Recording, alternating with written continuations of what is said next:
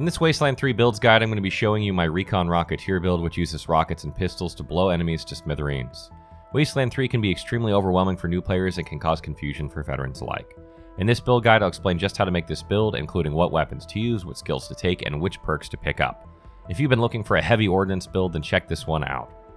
The Recon Rocketeer is aptly named because it not only uses rockets to demolish anything in its path, but also uses a bit of stealth to get in a good position for which it can execute the most devastating attack possible. If the first rocket doesn't kill your target, no worries, because you can just reload and fire again thanks to the drop perk. However, you want to aim to kill the most enemies or hardest to kill enemies with the first shot if you can, because it will gain bonus damage from sneaky shit. During character creation, you're going to choose the Explode-A-Maniac background in order to gain 15% increased damage with explosives, which is not a small amount. Every rocket you fire will benefit from this boost, as well as any grenades you use, so it's a no-brainer for a rocket-based build. You need to max out coordination as quickly as you can in order to fire off the most rockets you can each turn, or most pistol shots if you don't need tons of rockets for the encounter you're facing. You can get up to a total of 14 starting action points with the anabolic injector later in the game, allowing you to fire 4 pistol shots or 4 rockets per round.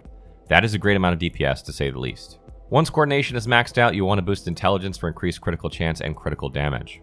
Once you gain the high impact perk, your direct hits will automatically crit, so you want to make sure that they have the highest critical multiplier you can get. This really helps take down the toughest enemies there are, especially on harder difficulties. Once intelligence is maxed out, you'll aim to max out awareness to increase the damage from your pistol. I'm reasonably certain awareness will also boost the damage from rockets, but it certainly affects pistols, and you won't regret taking it either way. It also helps to raise your perception when you are wandering through enemies, making you aware of traps you might trigger. By far the best quirk I found for this build is 2-pump chump. This quirk essentially gives you an extra reload for the first 2 rounds, allowing you to fire another rocket. The penalty of -2 AP is offset by the large investment into coordination, and the -15% hit chance will only apply to your pistol shots. And even this can be offset by maxing small arms and awareness. You'll want to place 1 point into explosives and 3 points into small arms during character creation. From here, you'll want to rush small arms as quickly as you can to 7 in order to pick up the drop perk. This one perk alone makes this build an absolute powerhouse, and the sooner you get there, the sooner you can enjoy its benefits. Afterwards, you should max out explosives to increase your rocket damage and get some other good perks. Last, you should max out sneaky shit in order to get plus 300% damage when you fire before combat begins. For this build, you'll want both a rocket launcher and a pistol of some kind. You won't need rockets every time you face enemies, so use your pistol on these occasions to help deal damage and conserve rockets for when you need them most. You won't deal a ton of damage with your pistol, but you'll have a good hit chance and lots of AP so you can fire many shots. Aim for the pistol that deals the most damage for the best results. For armor, you'll want the Spectrum Assault Armor set, as this gives you plus 12% critical chance, plus 10% initiative, and plus 0.5 detection time, and plus 0.3 combat speed. You'll also want the Anabolic Injector to gain an additional action point when you can get it. If you don't have these yet, look for things that boost critical chance, detection time, or explosive damage. In this section, we'll take a look at which perks to take for the Recon Rocketeer build and what order you should take them in. Which perks you can take are regulated by how many points you have in each skill, so this should also give you a roadmap of where to place skill points so that you can obtain these in the proper order. Draw. This perk allows you to fire a free shot after reloading an empty magazine. This is every single shot you fire with a rocket launcher, allowing you to gain successive shots for the cost of 2 AP. With 14 AP, this is 4 shots in a row, which can wipe out an entire enemy force before they even get a turn.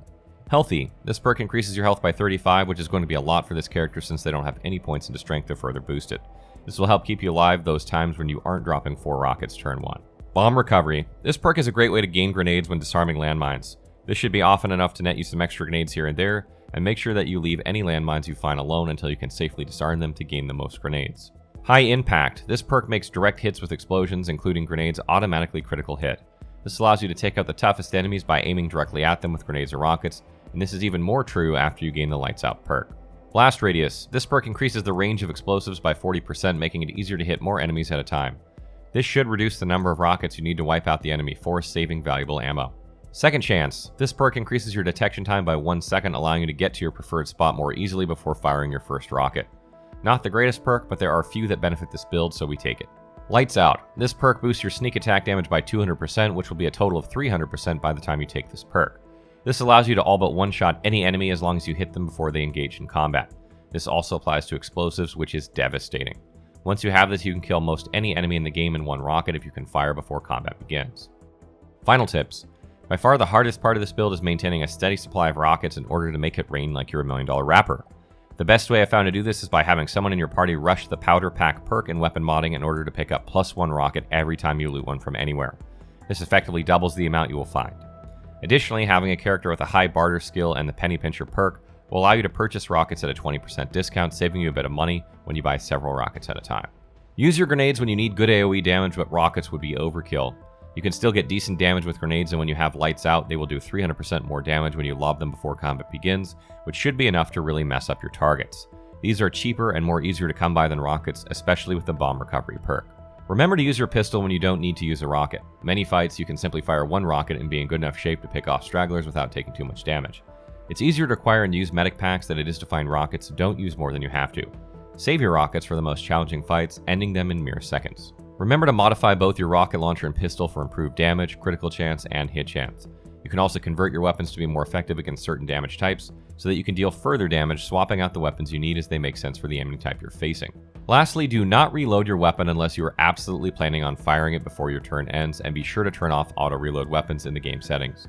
This is because you can enter combat and reload your rocket launcher and fire for 2 AP without ever having to spend the initial 6 AP to begin with. This will allow you to fire 6 rockets on turn 1. This isn't always applicable, especially when you initiate combat, but it's best to plan as though you won't have the opportunity to fire before combat begins. Stay tuned for more Wasteland 3 build guides as we explore just what sort of builds you can make in this post-apocalyptic CRPG, and be sure to check out the official wiki if you need more help with the game.